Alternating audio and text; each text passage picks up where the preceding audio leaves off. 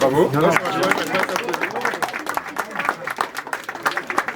On a voulu faire cet événement de manière rassembleuse pour rassembler un peu tous les gens dans ce monde incertain qui trouvent que quelque part la paix c'est quelque chose d'important.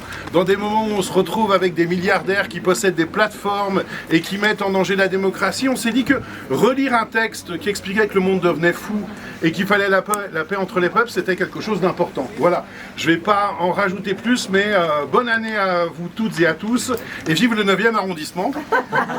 Surtout. Évidemment. Et je vais commencer par Jaurès.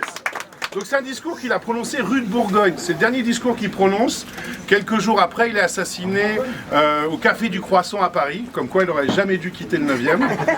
Et c'était rue de Bourgogne, le 25 juillet 1914.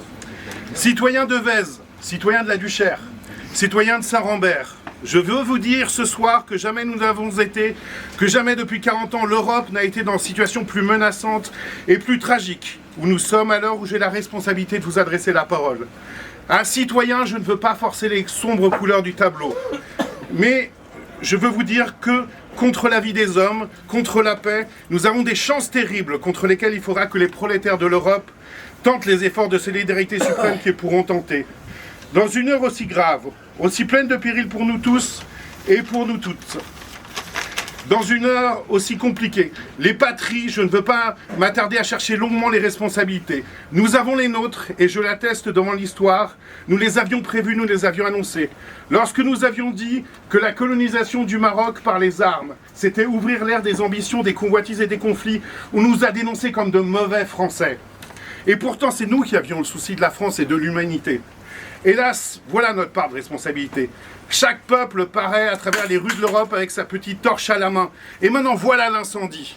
Nous avons notre part de responsabilité, mais elle ne cache pas celle des autres.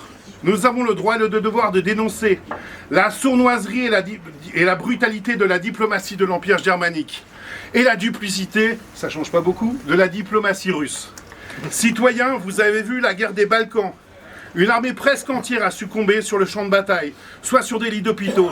300 000 hommes à laisser dans la terre, dans les fossés ou dans les hôpitaux infectés par le typhus. Plus de 100 000 hommes sur ces 300 000. Mais songez à ce que serait une guerre européenne. Ce ne serait pas 300 000 hommes, mais plusieurs armées, chacune composée de 2 millions d'hommes. Quel massacre, quelle ruine, quelle barbarie. Voilà pourquoi, quand la nuée de l'orage est déjà sur nous, je veux espérer encore. J'espère que malgré l'énormité du désastre, à la dernière minute, les gouvernements se ressaisiront. Quoi qu'il en arrive, citoyens, il n'y a plus qu'une chance pour le maintien de la paix et le salut de la civilisation. Que le prolétariat de toute l'Europe rassemble toutes ses forces. Français, Anglais, Allemands, Italiens, Russes, Ukrainiens, Bulgares. Que le battement unanime de nos cœurs écarte cet horrible cauchemar. Je dis ces choses avec une sorte de désespoir, mais c'est notre devoir à nous, socialistes, de redoubler d'efforts pour prévenir la catastrophe du monde. Quoi qu'il arrive, citoyens, restez avec le Parti Socialiste International qui représente à cette heure, sous l'orage, la seule promesse d'une possibilité de paix. Vive la paix, vive la solidarité entre les peuples, vive l'Europe.